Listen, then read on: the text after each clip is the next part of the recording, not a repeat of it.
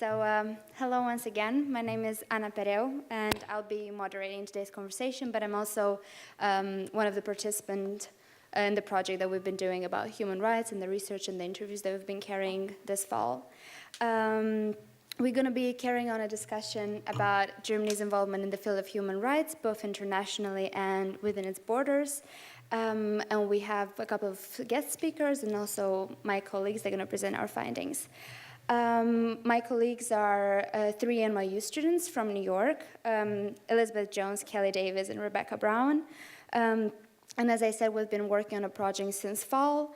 Now we're going to present our findings. We also have Wolfgang Heinz, who's the Senior Policy Advisor at the German Institute for Human Rights, Markus Lönig, who's the founder of Lönig Human Rights and Responsible Business, and Ulrich Bruckner, a Distinguished Professor of European Studies and Professor at Stanford and NYU Berlin.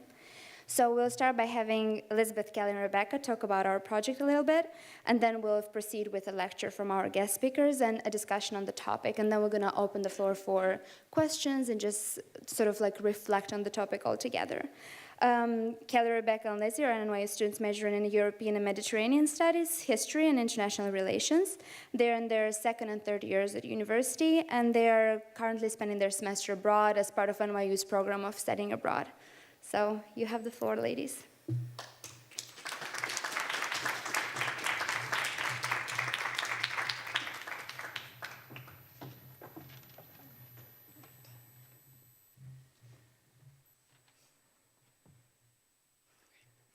Hi, everyone. Welcome.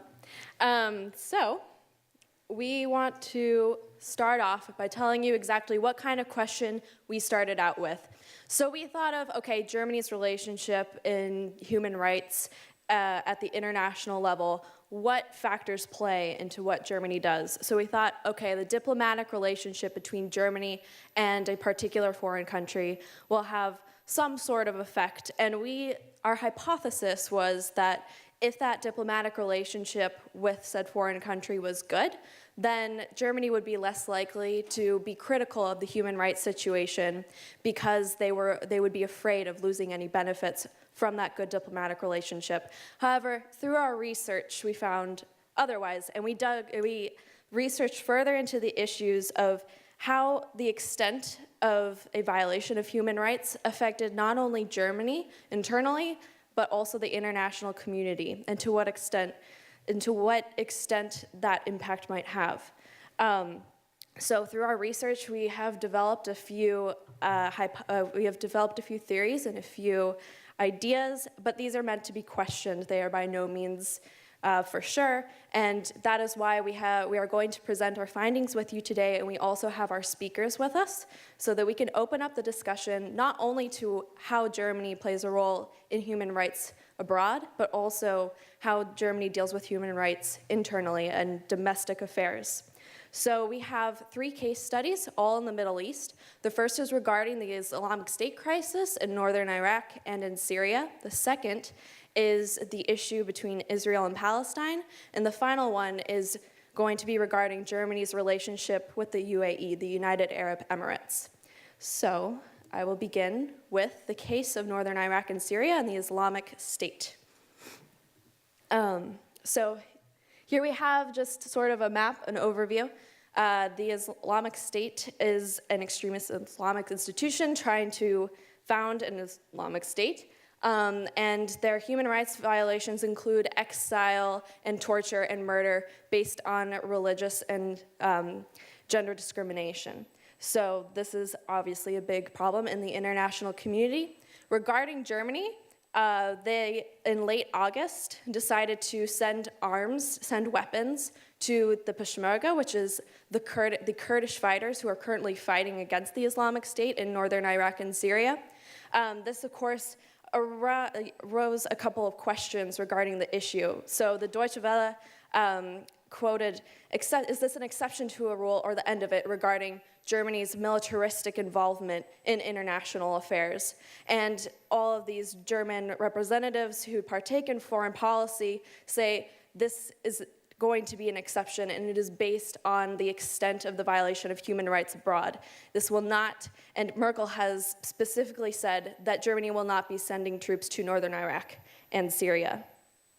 So why are they sending arms to the Peshmerga then? Well, it's not only just a human rights issue, but also a security issue we found through our research. The German government feels that they should be concerned of the security issue. And here we have a map. It's a bit cut off, but basically what it shows is approximately how many recruits the Islamic State has extracted from foreign countries. So you can see Germany does have about 400, 500 people going to northern Iraq and Syria to partake in what the Islamic State is doing. And so the German government is fearful for how these people are contributing to violence abroad, and also what might happen if they return to Germany. So this is one concern. At the same time, the German government needs to be mindful of what its citizens are saying. So here we have some Muslim Germans protesting against what the Islamic State is doing. They are against the violence that the Islamic State is committing. There have also been protests against Islamophobia. This has, of course, generated issues between different groups in Germany. So this is a reason to be concerned. Besides delivering weapons to northern Iraq and Syria and being concerned with the potential security issue, the German government has also been responding first with humanitarian aid, because that is what this type of human rights violation calls for, as there are many people being exiled from northern Iraq and Syria. It is necessary for humanitarian aid to be sent to refugee camps. Another key aspect of what Germany can do in regards to human rights, as our Markus Lönig, when we talked to him in an interview, he pointed out, it's very key that Germany helps to partake in forming a stronger infrastructure in these countries and building law systems that have more respect towards human rights. So that is what Germany is currently doing in regards to the Islamic State. And now I'm going to turn it over to Lizzie, who will discuss what Germany is doing in regards to Israel and Palestine.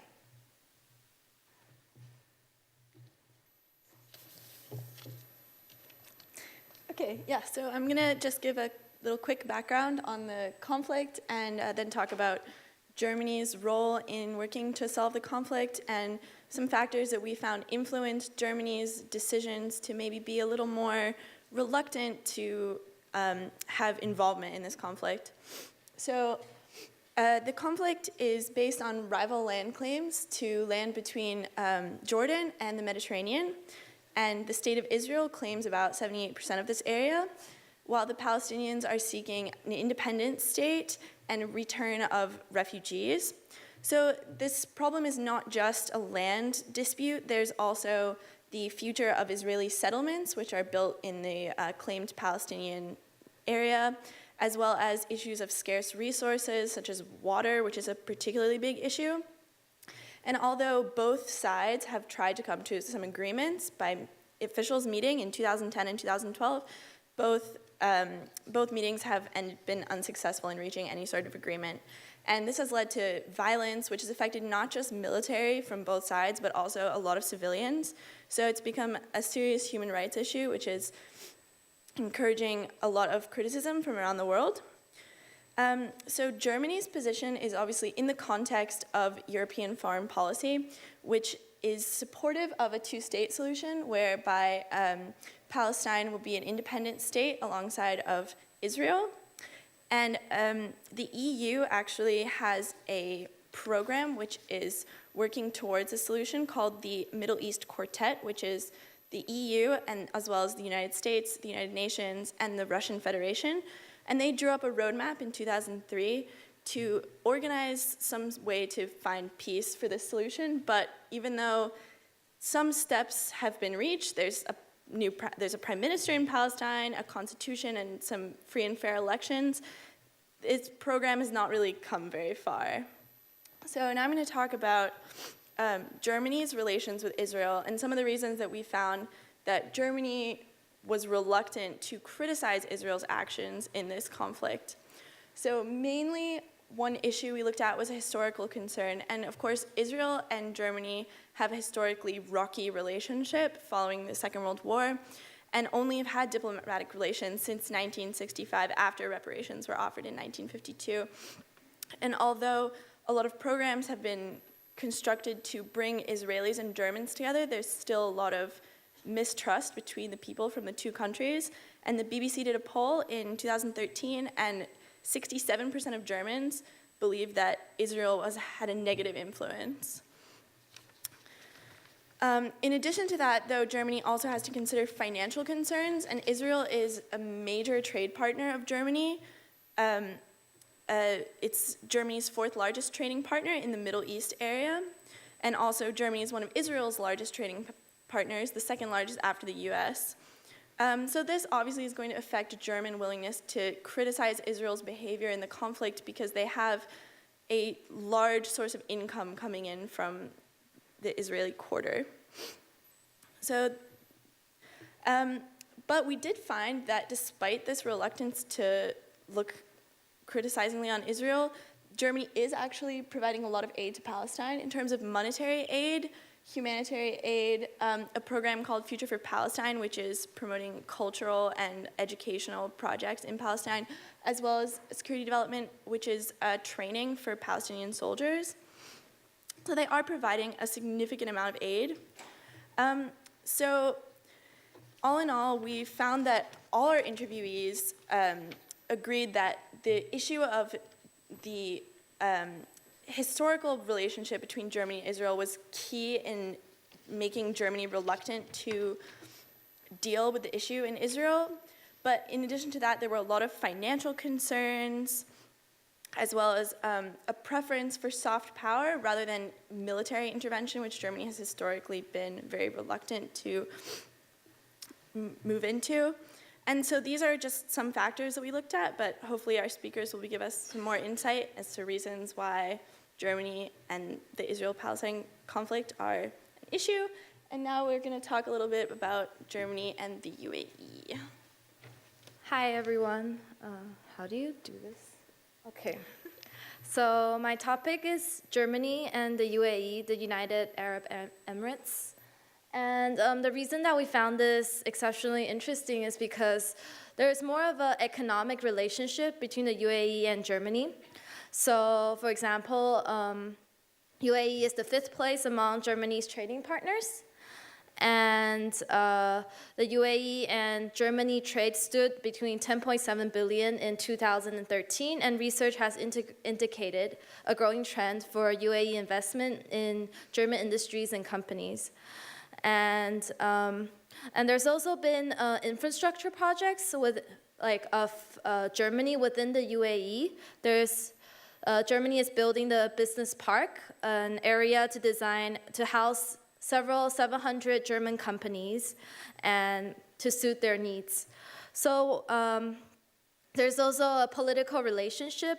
So German government has approved arms export to the UAE, such as military vehicles, engineering vehicles, etc. So does this relationship change how Germany deals with UAE's violation of human rights? Because it's a clear case of two countries with economic interests. So we find it interesting, especially in light of the German business park situation, because of the recent migrant worker issues within the UAE. So a little background on the UAE. The UAE visa sponsorship system, known as kafala, has lack of labor law protections above, so it leaves labor workers vulnerable to abuse. And the conditions of the workers fell short of the standards outlined in the Convention of Domestic Workers that the International Labor Organization adopted in 2012.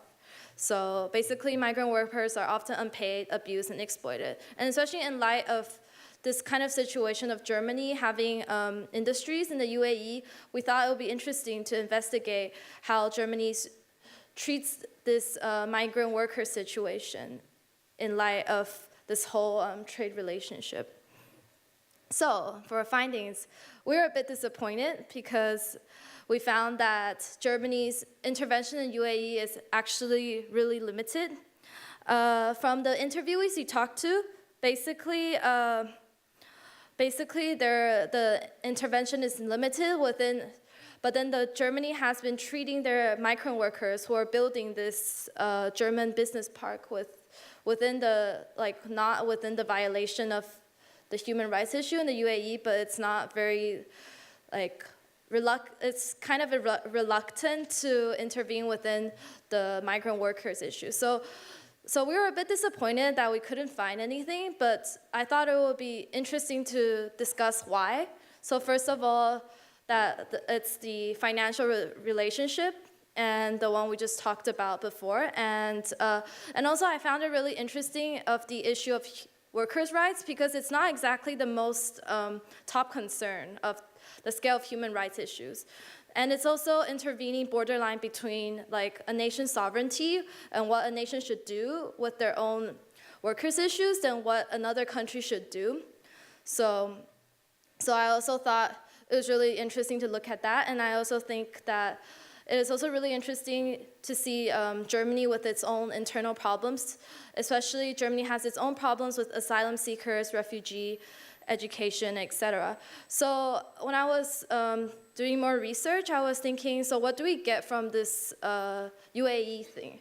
So I was thinking that maybe we should redefine our focus into what is Germany's responsibility in solving human rights issues of other nations, and how can Germany exert its limited power to these nations? So it's more of an issue about sovereignty, and versus to what extent can a foreign country intervene in another country when there's human rights involved. And I think for Germany's case, it's very interesting because Germany itself, maybe it could exert its soft power as defined as just doing what you can do for your own country, and maybe other countries can follow, and maybe that could also be a form of soft power and influence. And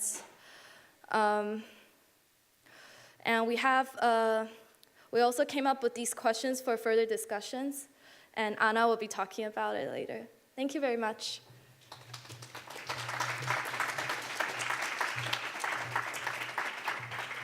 Thank you, and I think now I'd like to invite our speakers on stage, and then maybe we can start talking a little more about these topics and the questions. First of all, thank you very much, all three of you, for coming. It's very nice to have you and get your perspective on this matter. And I think we're going to start with Dr. Heinz. He's a political scientist from Berlin. He's also the senior policy advisor at the German Institute for Human Rights, and his areas of responsibility are international security policies, United Nations human rights system, and torture prevention. He served as president in 2013 to the United Nations Human Rights Council Advisory Committee, and he is also elected as the German member of the European Committee on the Prevention of Torture of the Council of Europe, serving in this position since 2005.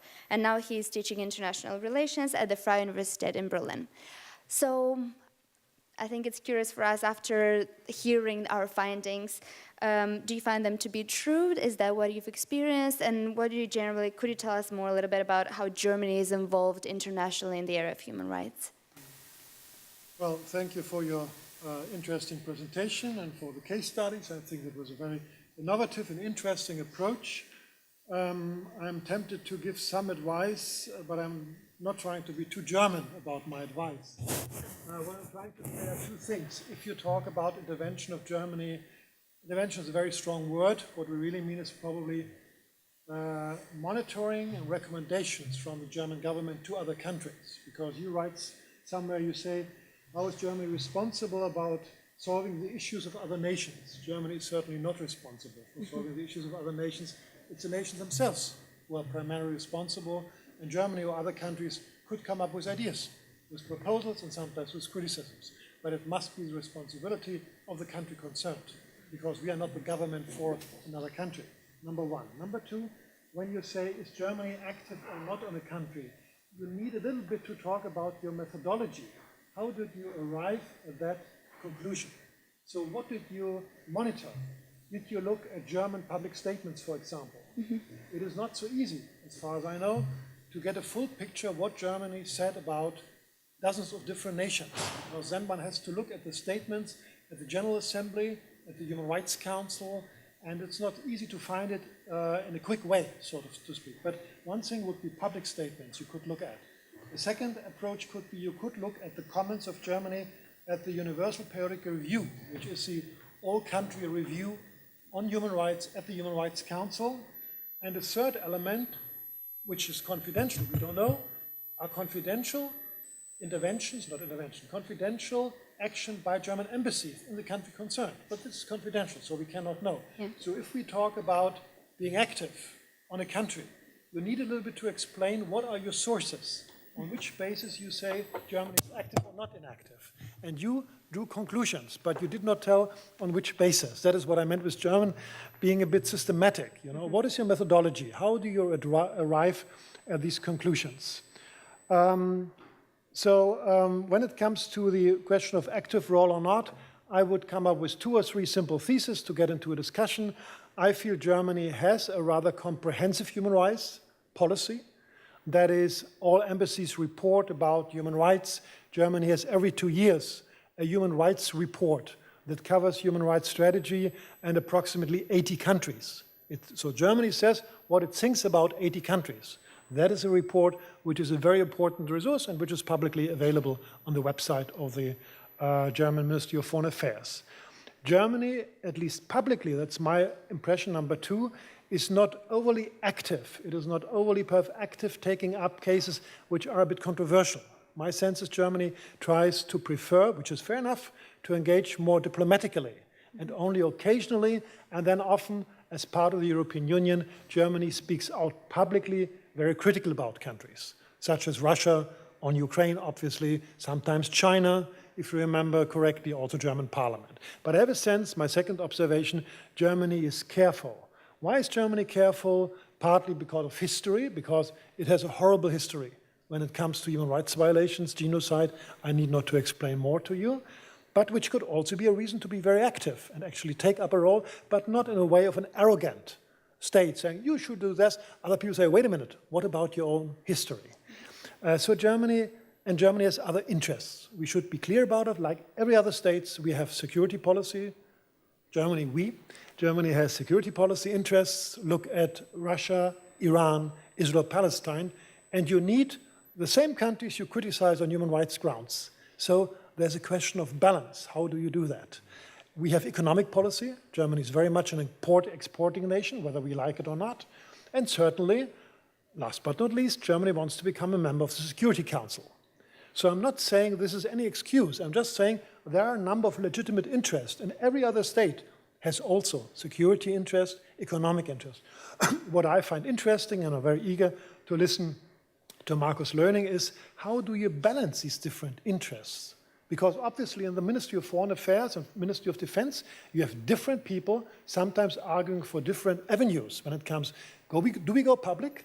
Do we harshly go in Russia, which we need the next day for Iran or Israel-Palestine? And frankly, that's not easy to say, this is right, this is wrong. Obviously, you have to really consider different interests. And with that, I stop for the moment.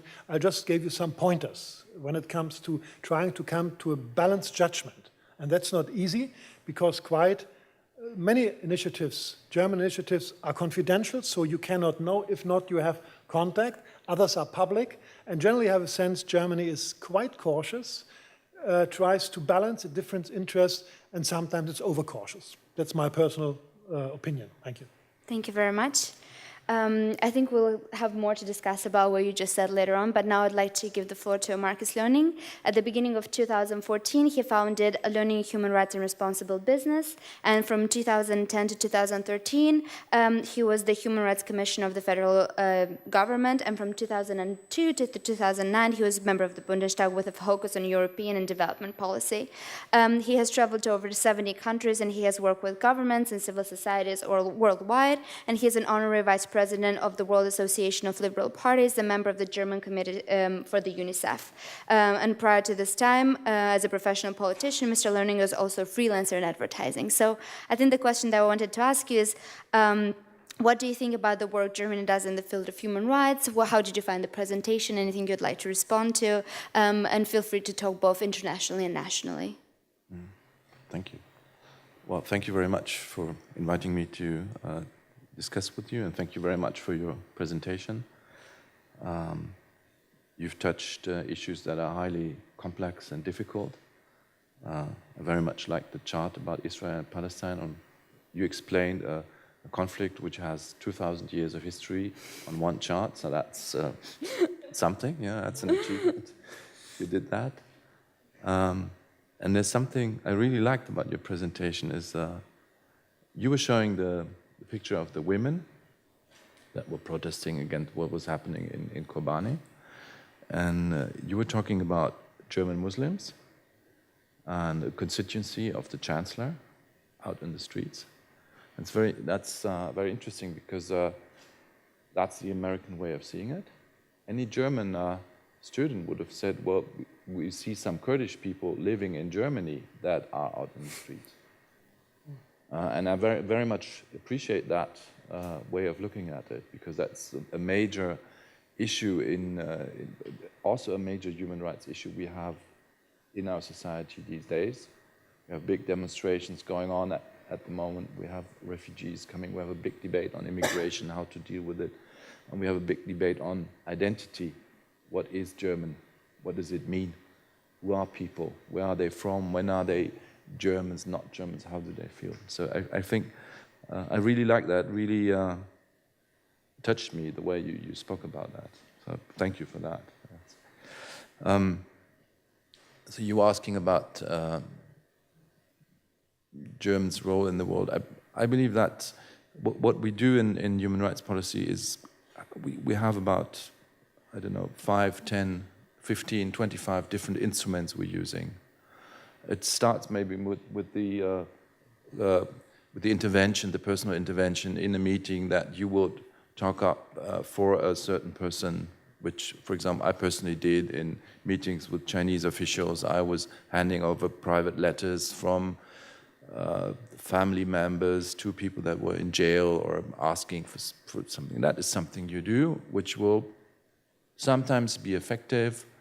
A former prisoner once told me, he said, at a certain point in time, guards were starting to treat him more friendly. And the guards made remarks like, you must have friends outside. And that was the result of this kind of diplomacy, but it was also the result of Amnesty and others writing letters and so on behalf of this person. So it's part of the instrument is behind closed doors. But actually, I would say 95% to 90% is public. Some of it is never noticed because it takes place in the garden of the embassy in any place in Africa or Asia where the ambassador will invite officials and human rights defenders to talk to each other or just to meet in a garden party. So you have people together that never talk to each other. Or it may be 1,000 or 5,000 euro check he hands out to a women's initiative somewhere in the country. You know, it's a lot of human rights work is not very spectacular. It's just very basic stuff where you're helping people on the ground. What's most spectacular, of course, is the question that Wolfgang Heinz raised and you raised is how do you balance it? And I found that was very well described because we're making about half our money at least from exporting the stuff we're producing. That means that half of the jobs in Germany are depending on export and on good relations worldwide. So we have a great interest in having good relations, trade relations with as many countries as we can. And I think that what you picked from the way you described our relations with the United Arab Emirates, well, I don't really go along with it because I do believe that we did make a lot of public statements on the situation of workers in the region, not specifically in UAE, but in the region. We were very harsh when we felt that the FIFA was not doing what they should be doing when they were building they're doing their stadiums for the Football World Championship. And also where you can tell that there is a difficult balance, but we do, or the German government generally tends to make statements that can be pretty harsh, is that if you look at what the Chancellor says about the situation in China, or especially now in Russia, And these countries are real trading partners. I mean, 10 billion is nothing for Germany.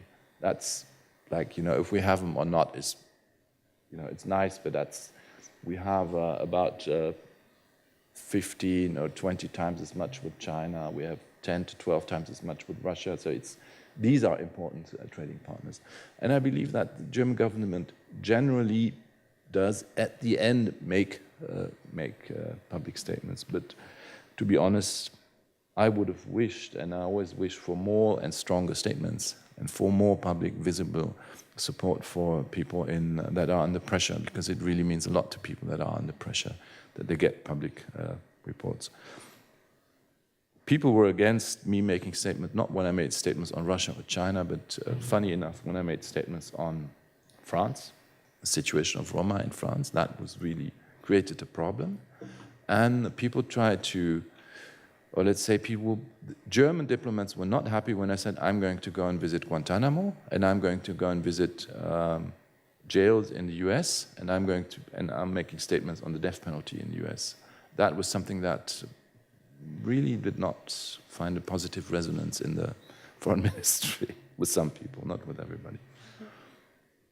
And I think something that I also wanted to ask you is there, between non-governmental organizations and like big institutions such as Amnesty International and Human Rights Watch, who do you think, in terms of who does more, I guess, the German government or those non-governmental institutions, and how do they balance that work, and whether there is a sort of split of responsibilities between the two?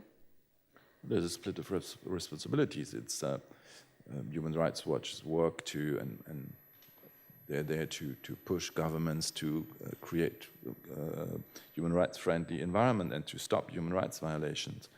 And it's the federal German government's role to balance interests. And obviously, if it makes a difference whether Human Rights Watch makes a sharp remark on the situation in China or Tajikistan or wherever, or whether the German federal government does do that. And if a lot of times it makes a difference, what does the German government say in the framework of the Human Rights Council, for example? And it has more impact if the government, not just the German government, if any government makes strong remarks, that will have more impact than what NGOs do.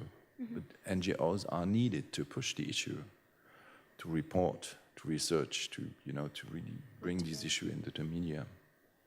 Thank you very much. Thank you. And I think now we're going to go to Professor Ulrich Bruckner. He was the Jean Monnet Chair, held at the Free Universität in Berlin for European integration, and organized since that time several European-related projects in the field of politics, political economy, international relations, education, youth, and culture. In 1999, he began teaching at Stanford University in Berlin, and now he's also a European Studies professor at NYU Berlin, and he has taught at many universities worldwide, including California, Istanbul, Shanghai, Moscow, and his current fields of interest are institutional developments, external affairs, and enlargement.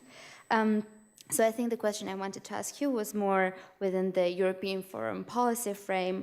What has been Germany's role in dealing with human rights in Europe, and can Germany be a role model for other countries in the way it deals with human rights within its borders? Well, first of all, let me thank you or congratulate you for the initiative to do this here, because it's very much what we at the ICD are committed to, not only to talk about others, but talk with others. And in this case, we as the three Germans, I don't know if we have more Germans in the room, can share our perspective, as Markus Lönig did, in the way you addressed the one topic, in the way it was illustrated. I think this is very much what we try to do, to help to bridge cultural forms of misunderstanding. And this leads me to the answer to your question, that what Germany does is, of course, not, hey, look at us, we are the greatest and we are the role model. But given the history that Wolfgang Heinz pointed out, it makes a big impression if we came this long way from being a totalitarian regime and one of the largest violators of human rights to a political system which in a specifically German way is so committed to engineering and so much believing in processes and procedures and the rule of law in leading by example. So not so much in the sense of there's the only way of doing it the German way. What we are currently accused of when we look at the financial crisis, in which the way of running a macroeconomic system is seen as the one and only one, at least in the stereotypical picture, like the cartooning of what Germany is doing. But I fully support the picture that has been pointed out by the previous speakers, that there is no such thing like the one and only model, but a more sophisticated toolbox in which the strength of German human rights promotion lies in the fact that it is much more differentiated than this way of, well, there is a problem, let's slam it in the face of the other and we lecture others what they should do or not do. You mentioned the different posts or the different experiences that I had the pleasure to enjoy professionally. And when I worked in China, I came in 1 year and we talked about European Union questions, and among them there was also how the European Union responds to this and that, and talk about human rights violations in China. And when I came in the following year, it was a totally different perception of Europe and Germany in particular, by the small difference whether Merkel criticized human rights violations in China while she was in Germany or doing this while she came on a visit to China. That was seen as outrageous. How could you possibly do this in China? While in the German public, no one really cared, because it was Merkel and she said something, and in the year before she also said something. But this difference between where did she say it, not even the wording was different, it was just she said it in China, was drama with everyone. I was discussing other things, but everyone came back to the fact that Merkel said so. So it's not just do we have a strategy and what is the appropriate way of using it, but it's also how do others perceive what Germany is doing. And that leads me back to the first comments on the methodology, who is Germany? And I think one of the strengths and what Germany can be really proud of is the fact that we have such a diverse, rich and differentiated civil society, which is also something that we are very much pointing at in our work at the Institute for Cultural Diplomacy, in which we do not just leave it to governmental organizations to do something to improve intercultural communication, but we look at what we can do, and we also implies there is a number of institutions and very different ways to promote human rights. And this is something which is also very German in the way we intensify communication, or in which we provide what is described in general as soft power. And from my practical experience working in training for international diplomats, this is a very simple way and not like the hard power way of the military intervention way of promoting human rights. But coming back to your European question, when the European Union expanded further east, the first thing the German government did was to offer training for diplomats to understand what this other very German focus is about, which is institutions. So we do have shared ideas and core principles. We, of course, also have interests as a sovereign state, but we strongly believe in institutions, and the promotion of institutions hopefully makes a difference, even if it's not a headline or something spectacular. And in that experience, in working in an institutional response to the world is changing or Europe is changing, and we give a helping hand by financing educational initiatives, no one ever asked me what I actually teach in a course inside of the Federal Foreign Office, because the general understanding was I'm a German professor and I know a little bit about the way the European Union functions or related questions. So if I do what I do, I can even criticize the German government inside of the building of the Foreign Office, which is a commitment to pluralism And if I say, well, I don't like the foreign minister, of course, this is not a qualified comment. But if I have a reason to explain why I don't share the position of the current government, and I can explain why I do it, then it is a very visible and powerful commitment to the idea of freedom is the freedom of the other, and not just a general statement on the freedom of speech. And that was absolutely clear from the start, that I'm not a civil servant if I work on behalf of the Foreign Office, but I can say practically what I want as long as it is on the basis of what we are all committed to. And I think in that respect, a lot of Germans do a lot of things which is probably perceived as a German contribution. And it's not only what the government does or what you read in official documents. So you may feel free to add something. Just wanted to stress two of the examples. One is I once talked to an American friend, and he was that was at the end of the Bush Wars, and the Bush years, and he said, and we were talking about deployment of human rights and democracy, and he said, well, we had the war in Afghanistan and Iraq, and you had EU enlargement, and guess who's been successful in bringing democracy and rule of law to other countries?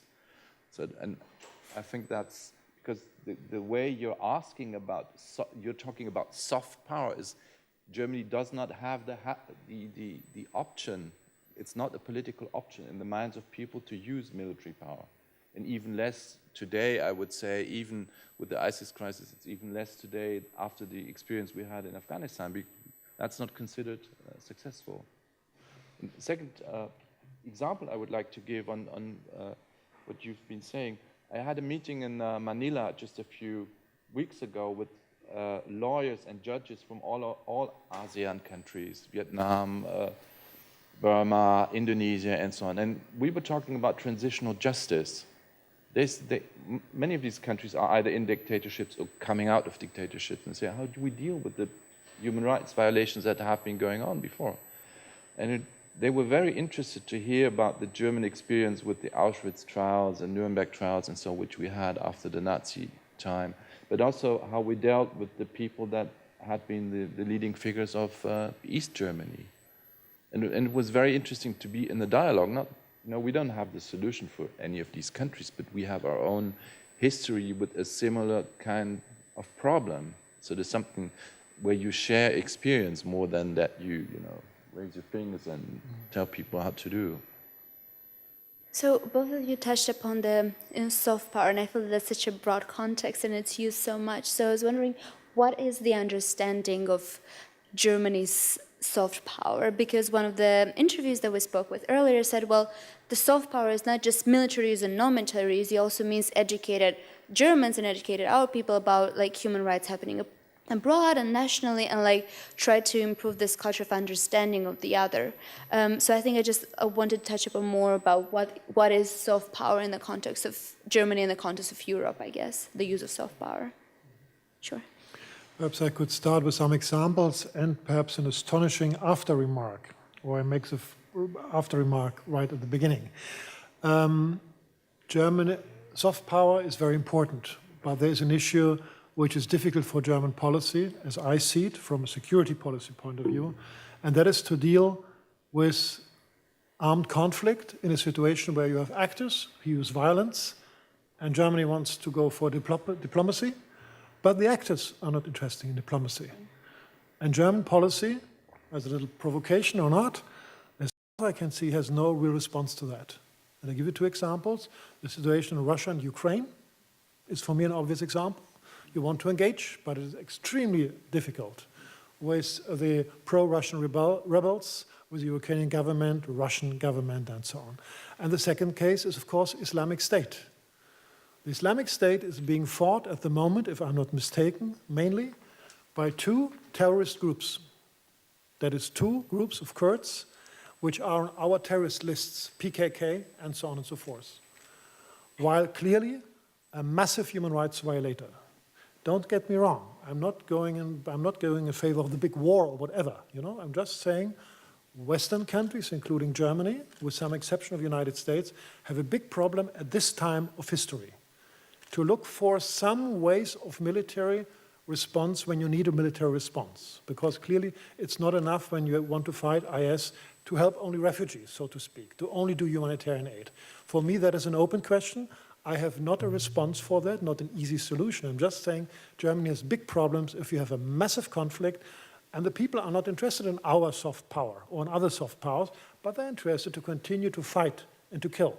And I just gave you these two examples. When it comes to soft power, what I've, I believe, a little bit observed in the Human Rights Council, where I have been active for 5 years, not 100%, but to some extent was, Germany is an interesting actor because yet it is a member of the Western group. It is considered to be relatively objective and relatively sort of engaged without automatically, let's say, to be part of the US camp. So, but it is quite independent in what it does. So it is helpful sometimes in bridging between different regional groups. You know, the United Nations regional groups are quite important. The Asian group, the African group, the Arab group. In the past, very much closely knit, not very prepared to open up. So on some topics, if you have some countries of a different kind, of course, like Switzerland or Sweden, sometimes Germany, in different constellations, they can help to bridge, to get some internal dialogue about difficult human rights issues. And here I see a certain advantage of Germany, and here I would wish that this advantage is being even better exploited, because Germany is considered to be a rather independent state and not just part of a faction, so to speak, of Western groups who always follow dogmatically a certain line. The second element, Germany has very often also the approach not only to teach, but also to help in a good sense with development cooperation or with international legal cooperation. So they have quite a big tableau of project programs actually helping states if they are interested in being helped. If it is a dictatorship which is not interested to get any advice, very little you can do at the moment other than putting political pressure. But often states are interested to learn a bit about decentralization, about political participation, about civil society development. And if you have some political will, Germany has quite something to offer through both public and private cooperation projects and other type of institutions. So just two examples of soft power, cooperation aspect, and bridging very difficult, in difficult discussions between regional groupings at the United Nations. Would you like to add something? Yes, my experience is very similar to what Wolfgang Heinz has been pointing out. Mainly the way that people look at Europe, they don't make such a big difference between Germany, France, or the UK. They're somewhere out there in Africa or Asia. Usually what they see is Europe is where people have a higher standard of living and are protected in their rights. It's usually these two elements I encountered. And that is what to a lot of people is attractive, which means rule of law. You know, protecting human rights is something that is obviously, it seemed to me many times that people outside find it more attractive than people inside, because people inside are not aware of that. And in a way that the United States have been, how do you say, not very, let's say, have become less and less attractive, or less and less popular, not less and less attractive, less and less popular over the last decades. And in the way Europe has moved in a bit, Germany has moved in a bit, and so it's not as controversial as the US is in its politics, because it's usually very balanced. There's a lot of aid given to people. And when I was campaigning for votes for the UN Human Rights Council for Germany, this is what people told me from different countries. Said, well, you're fighting against climate change. Your chancellor will speak up to the Americans and say it's wrong what the Americans are doing on climate change or not fighting climate change. People remembered a lot of aid that had been given. So it's a lot of the soft power comes from these issues. And maybe I would really like to add one thing, because there was this controversial in here saying you have either business interest or are working for human rights. And I think the debate should bring these two issues more together. If you're interested in good business, you should be interested in the rule of law and in stable government. And that usually means democratic government and an independent judiciary. So it's not always a contradiction. It can be a contradiction in an ad hoc moment, but on the long run, doing good business needs reliable rule of law system, which also is a good protection for human rights. And I wish that German politicians would understand that more and would, talk in that way, because it makes a difference. If you're talking to a interlocutor at the other side of the table saying, and trying to tell them, well, human rights should be protected more for whatever moral or whatever international law reasons, it makes less of an impression than if you would say, well, listen, we're interested in bringing more business to your country, but to bring more business, we must have a better human rights situation, because our people at home demand it, and also it's better for business to have a stable environment. That will make a different impression, in my experience. I didn't answer your question about the role of Europe, but I think as a framework to develop conditions under which it is more likely that human rights could be enforced and we comply with it. The biggest achievement of this European project that we are working on since World War II is reconciliation, that we managed to overcome this perception that I'm superior over others and therefore I can go and exploit and kill and destroy, and rather live together in peace in a self-binding commitment that takes the rule of law seriously. And I think this is a very powerful message, not only to other European countries, but to other parts of the world, that it's not just law in the books, but we mean it.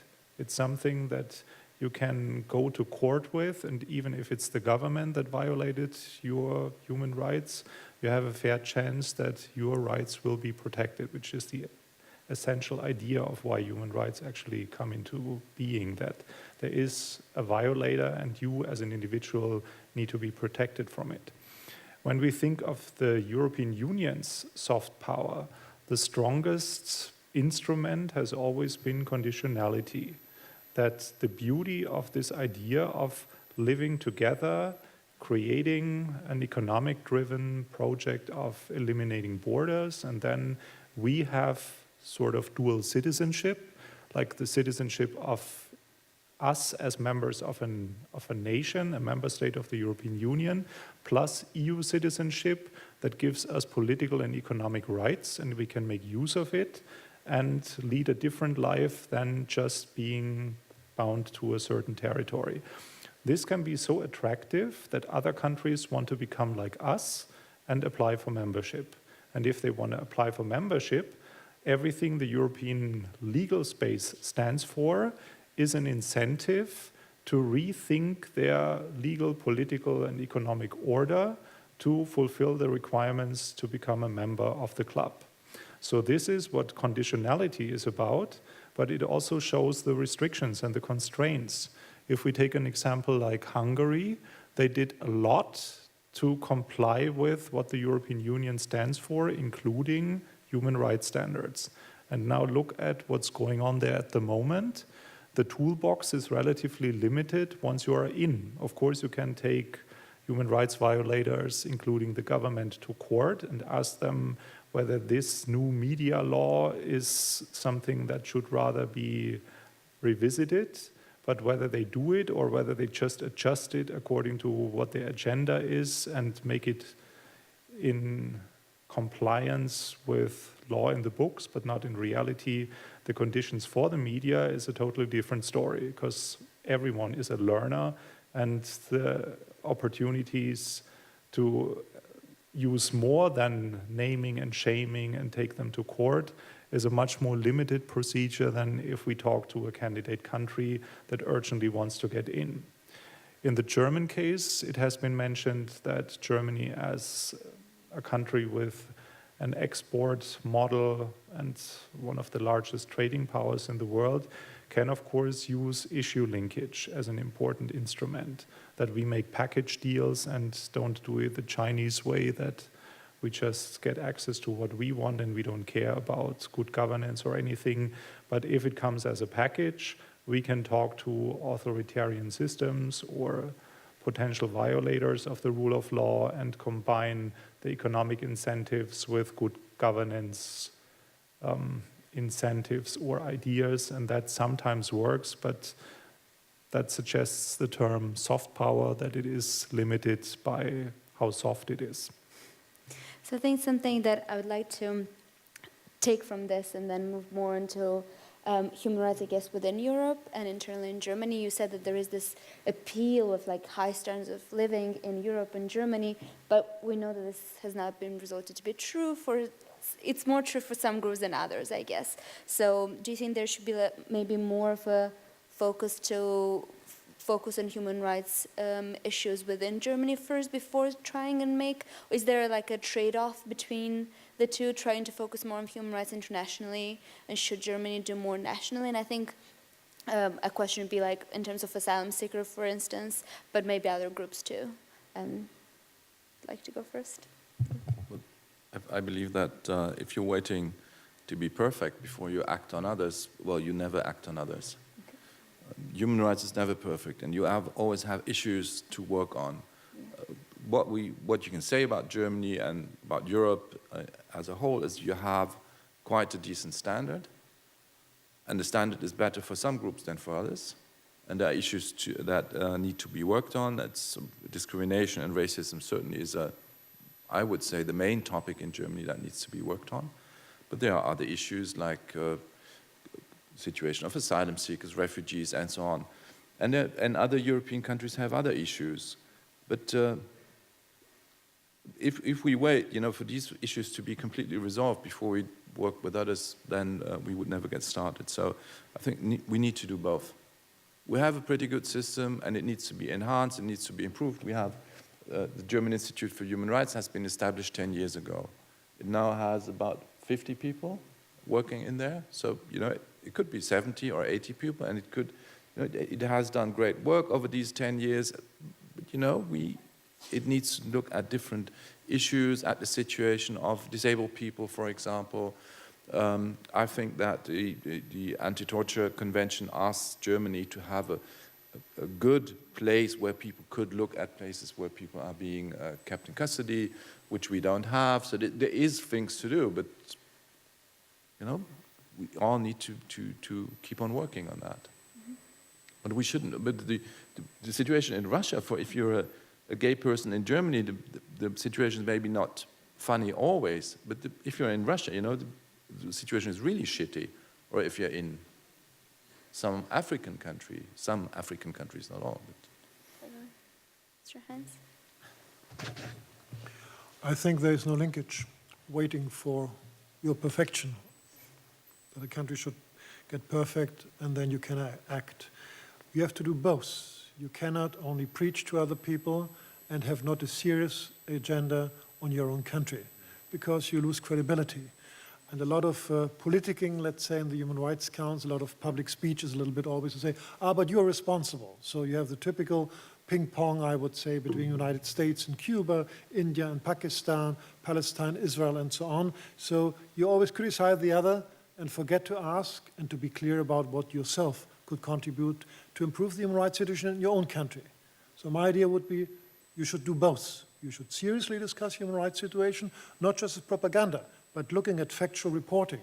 And here at the United Nations, we have more than 62 actors in human rights. You have special rapporteurs, you have special committees who look at the implementation of human rights treaties, and all the reports are public. So in any countries, Germany, other countries, you go to the United Nations Office of the High Commissioner website, you look to your country, Albania, to Cyprus and to Ukraine, you find every country with the last UN reporting, you find NGOs reporting, so it's very easy to establish more or less an overview about the human rights situation.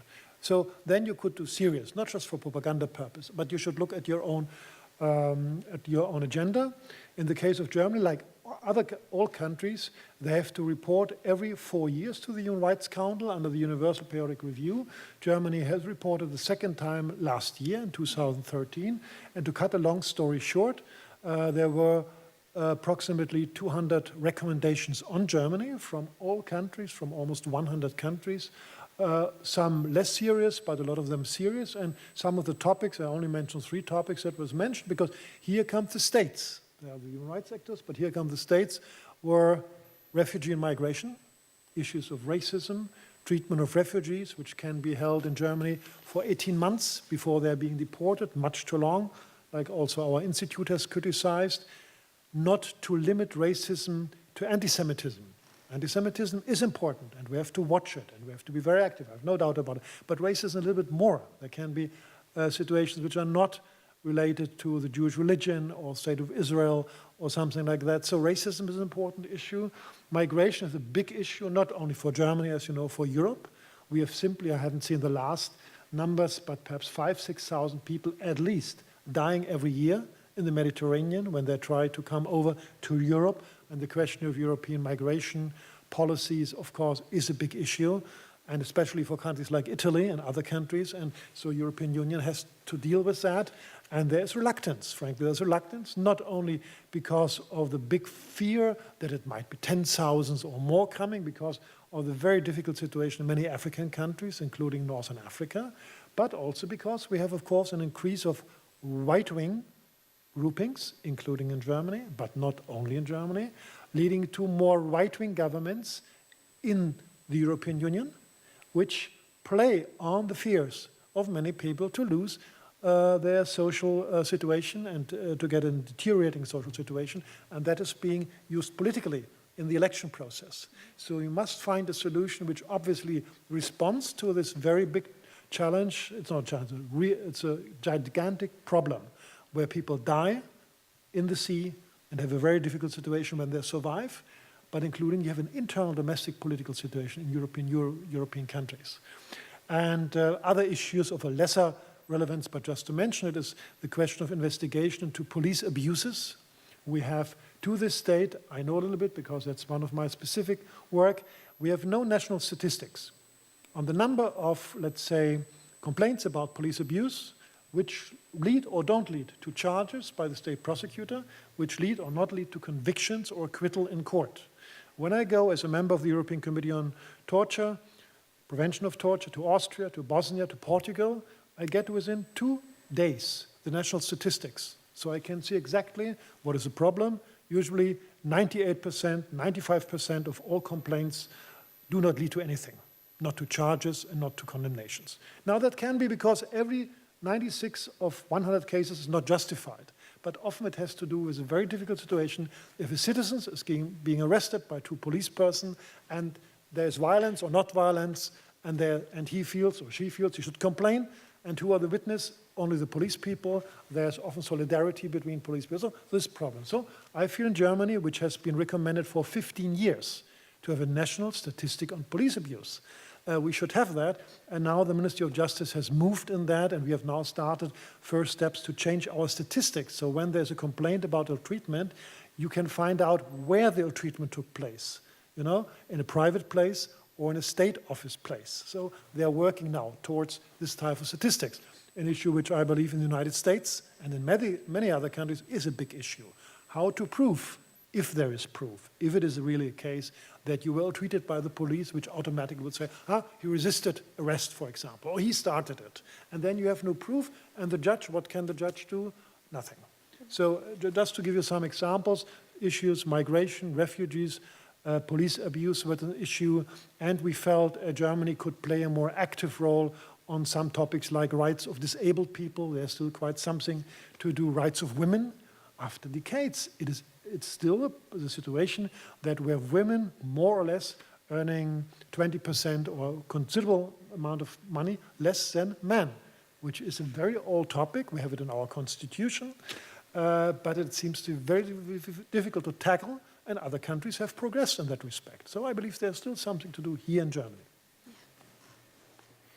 Well, when I was listening to myself talking, I sounded like a sales agent for Germany. And usually if we come from culture or academia, our role is to bite the hand that feeds us.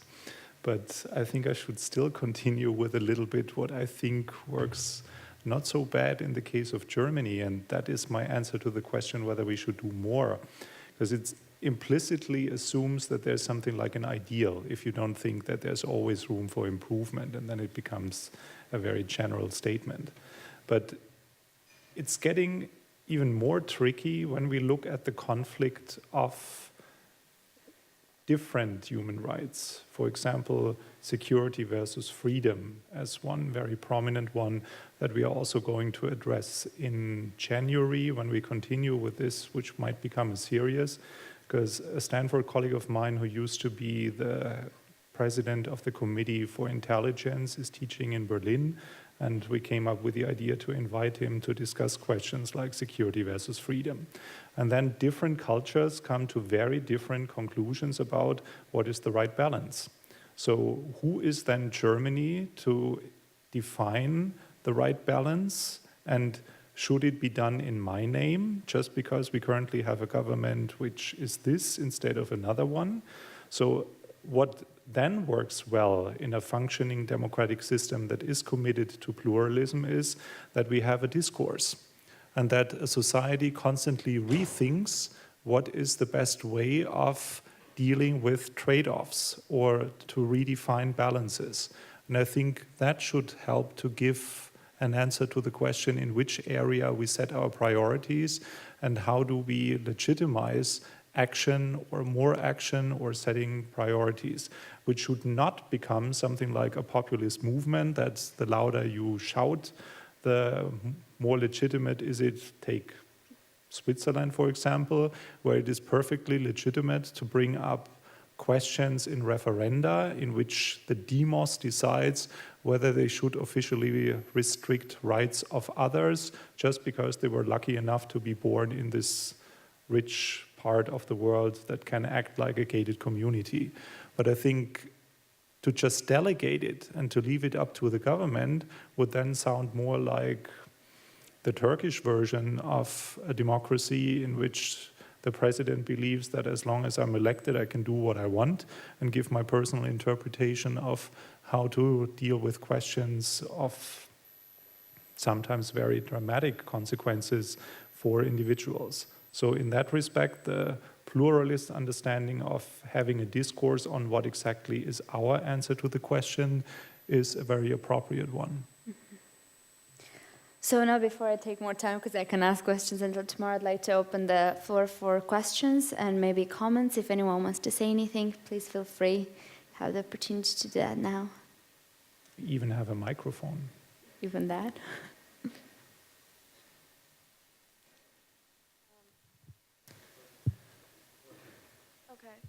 Hi, I guess I have like a question especially for Mr. Lönig. Can you not take pictures? Makes me really nervous. I completely agree about making making the actions on human rights more visible to the people, but I guess that kind of leads to my question, like, through what kind of media? Like, do you mean like by like public media or like other kinds of media, and also like visible to whom? Like to people in Germany, or to people who from the country like they're being taken action on.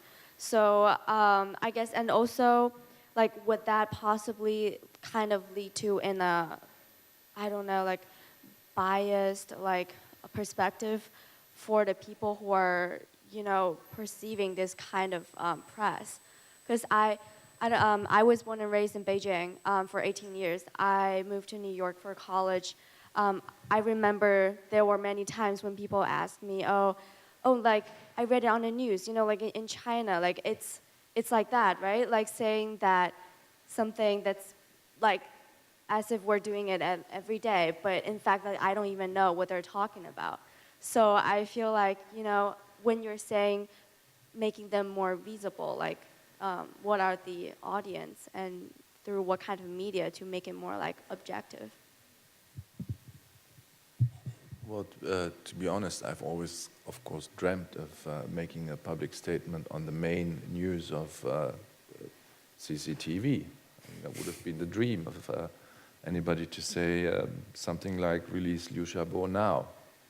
or have more democracy in China for these and these reasons. But that's not the reality. So what we do is, of course, we make, and human rights statements are always in part, and you should be honest about that, also statements to the domestic audience. German public expects its government to make statements on human rights and to work on human rights. But they are intended, of course, to support people that are fighting for the rule of law, for democracy, and giving them moral support. A lot of times it's about moral support.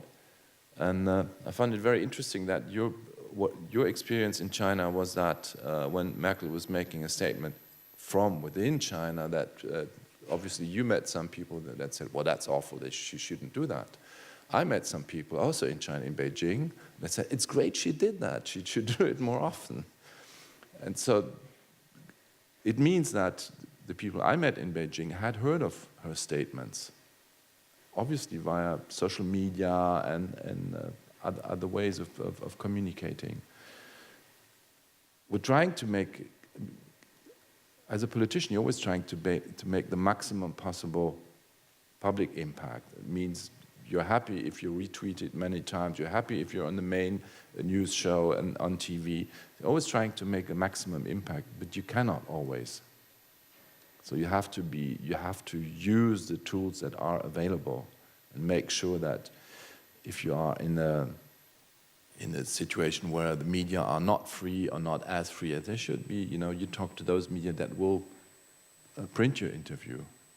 I remember talking to a Chinese newspaper that was published in Guangdong, and they twice had an interview with me.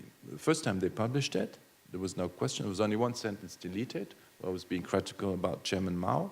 And the second time, they didn't print the whole interview. And they told me, we're very sorry, but we cannot.